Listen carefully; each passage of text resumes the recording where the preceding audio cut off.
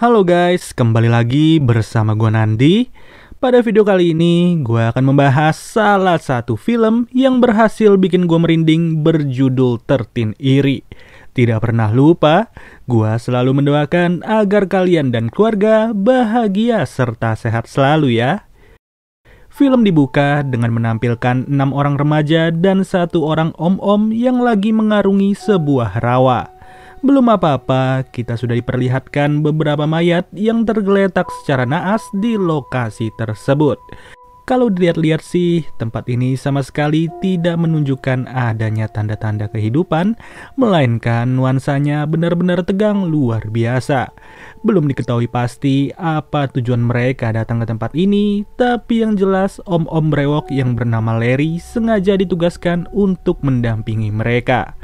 Perasaan juga semakin memburuk ketika terdapat sebuah peringatan yang memberitahu bahwa tempat ini merupakan zona terlarang. Lalu, scene berpindah kepada 2 orang pria bernama Tompkins dan juga perwira polisi bernama Kapten Veneziano. Dari percakapannya, mereka berdua sengaja menempatkan 3 jasad yang sudah membusuk dengan maksud akan menjadi bahan ujian bagi pemuda-pemudi yang baru saja tiba di tempat ini, yang dimana masing-masing jasad akan ditempatkan pada 3 lokasi berbeda, yaitu di bawah kolong bis sekolah, di tepi danau, dan juga di dalam bagasi mobil. Di sisi lain, Larry akan mengantar 6 orang remaja tersebut ke sebuah camp agar mereka bisa bertemu dengan Tompkins maupun Kapten Veneziano. Setelah tiba, mereka berenam disambut secara hangat oleh Tompkins yang bertugas sebagai penguji dari mereka. Pada sambutan itulah dijelaskan bahwa ke-6 remaja ini merupakan pelajar dari jurusan ilmu forensik. Tentunya hari ini mereka akan melakukan ujian praktek yang nantinya bisa menentukan kelulusan mereka. Lebih rincinya, mereka semua terdiri dari pria berompi hijau bernama Patrick, pria berjaket abu-abu bernama Daniel, pria berbaju biru bernama Rob, pria bertopi bernama Josh, wanita berompi biru bernama Kate, dan wanita berjaket coklat bernama Megan. Masing-masing dari mereka akan dibagi menjadi 3 kelompok yang dimana setiap kelompok akan berfokus kepada 1 mayat. Tapi sayang, daerah ini sama sekali tidak terjangkau jaringan seluler.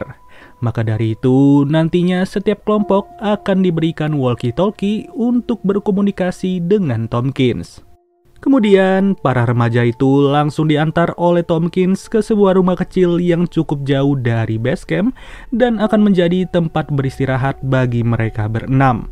Tapi masalahnya, tempat itu sangatlah jauh dari kata bersih yang dimana di setiap sudut ruangan hanya tercium busuk bangkai tikus maupun kucing.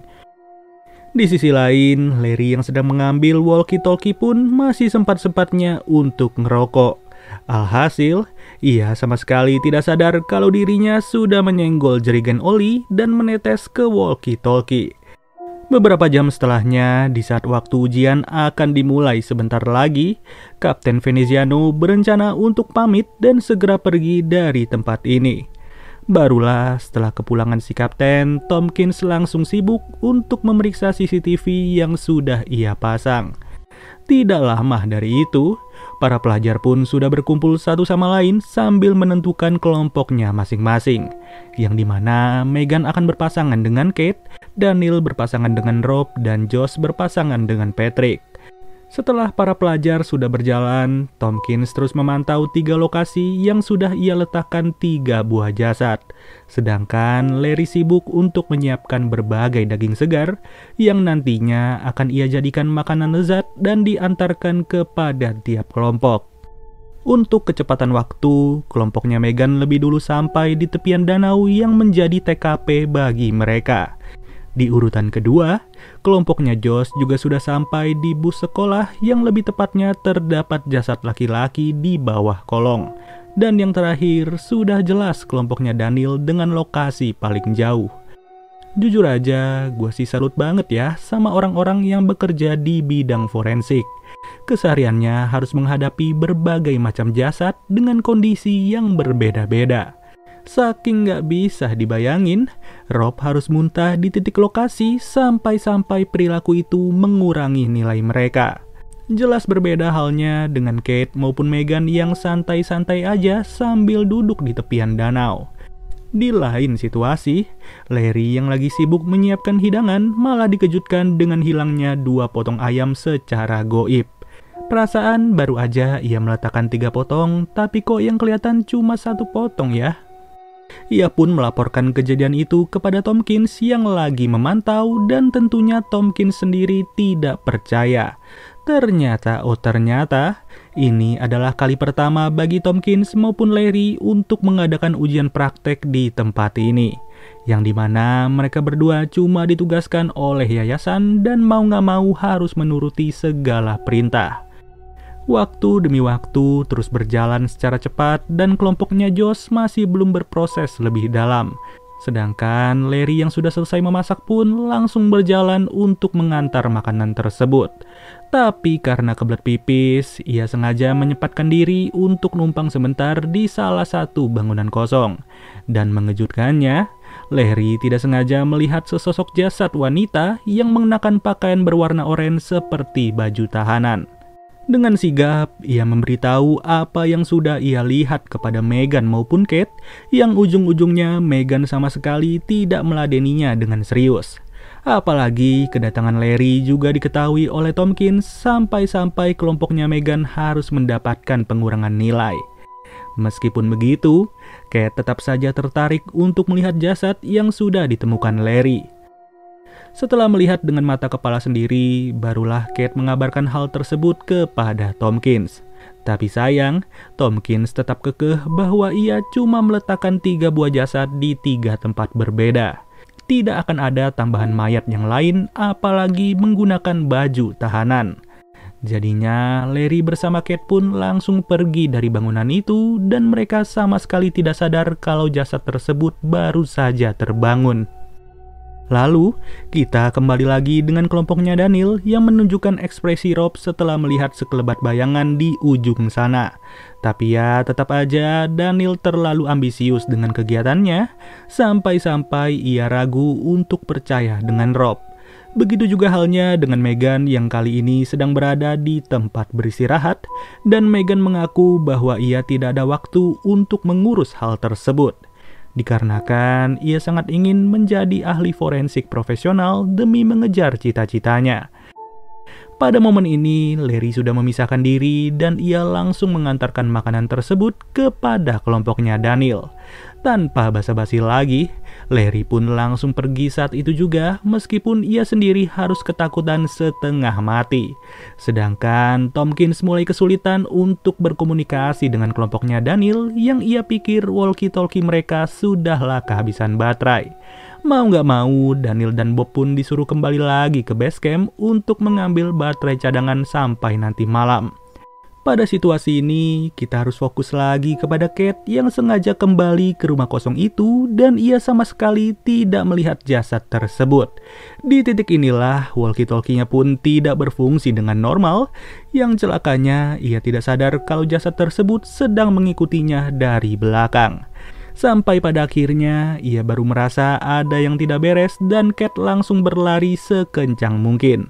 Sambil terus mencari arah yang benar, ia pun terus berlari dalam hutan sendirian aja. Tapi naas, bukannya mencari jalan yang sedikit lega, ia malah berlari melewati pohon-pohon tajam yang tentunya sangat sempit. Kalau kayak begini sih, mau nyalain siapa lagi selain nyalahin dirinya sendiri. Udah tahu nggak memungkinkan, masih aja diterusin sampai-sampai ia tersangkut di antaranya. Mau bagaimana lagi, ia berusaha, mayat hidup alias zombie itu pun mulai menyantap jarinya Kate dengan begitu lahap. Secara perlahan namun pasti, sedikit demi sedikit bagian tubuh dari Kate langsung digadoin sama si zombie. Bahkan karena udah terlalu panik, matanya pun harus tertancap ke ranting pohon sampai tembus setembus-tembusnya. Dengan teriakan yang sebegitu kencang dari seorang Kate, Meghan pun langsung mendengar teriakan tersebut dan ia sadar ada yang tidak beres.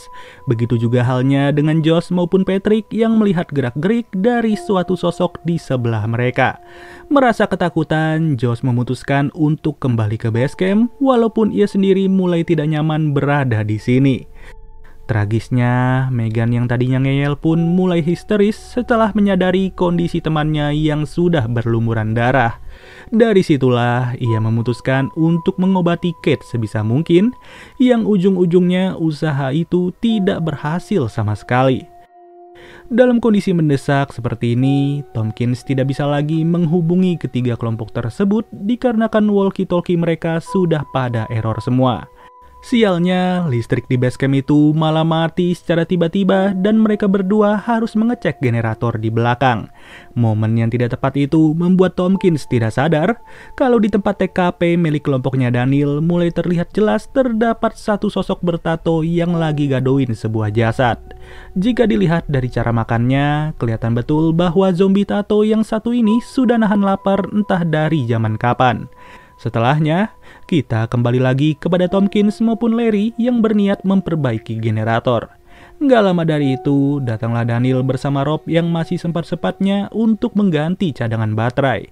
Entah apa tujuannya, tapi yang jelas di situasi lain, seorang Kate sudah berubah menjadi mayat hidup.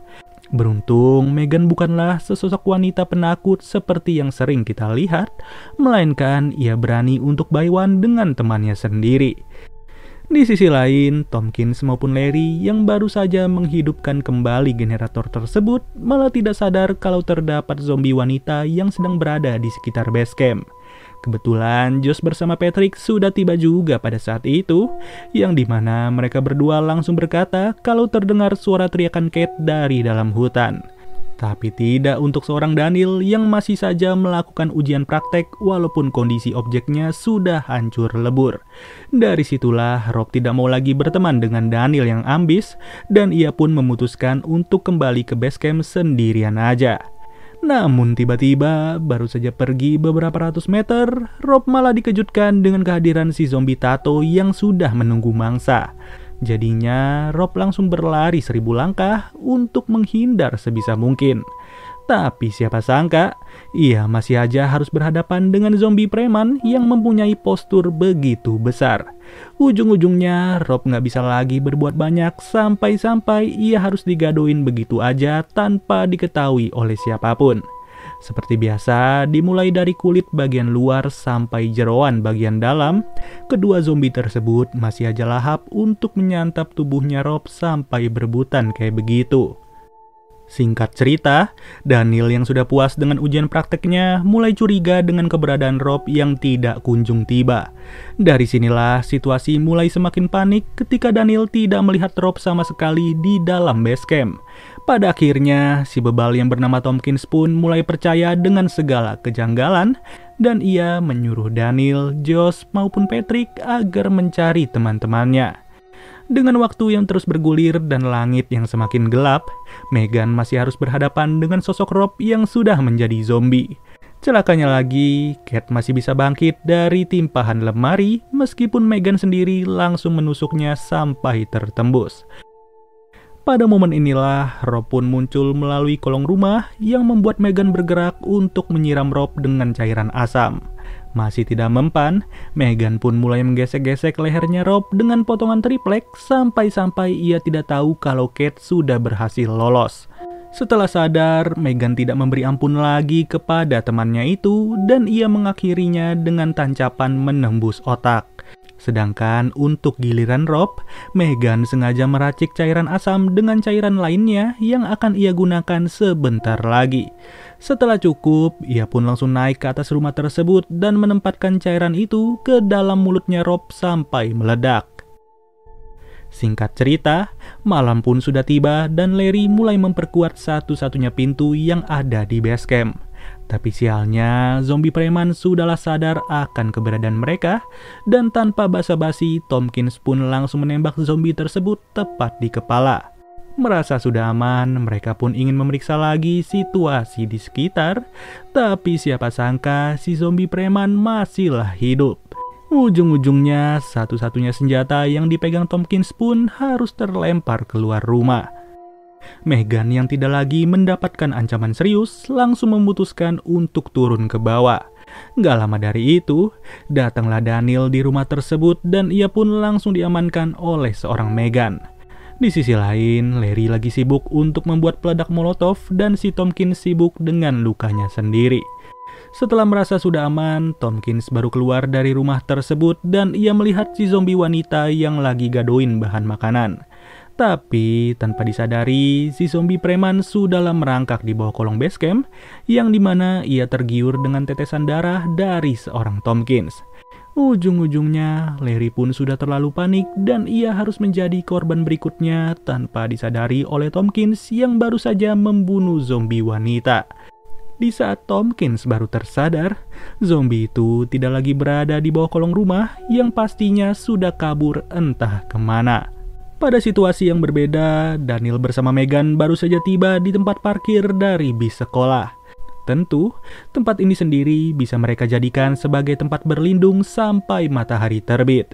Namun ternyata, belum saja beberapa menit, mereka harus dihampiri lagi oleh si Larry yang kali ini sudah berubah wujud. Begitu juga halnya dengan Josh bersama Patrick yang masih menelusuri wilayah ini.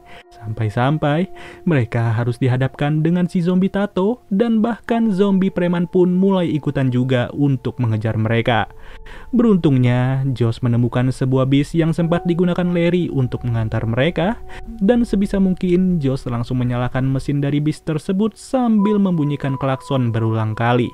Sudah jelas, bunyi tersebut pun langsung didengar oleh Megan maupun Daniel yang baru saja tersadar dan pastinya mereka harus ke sana.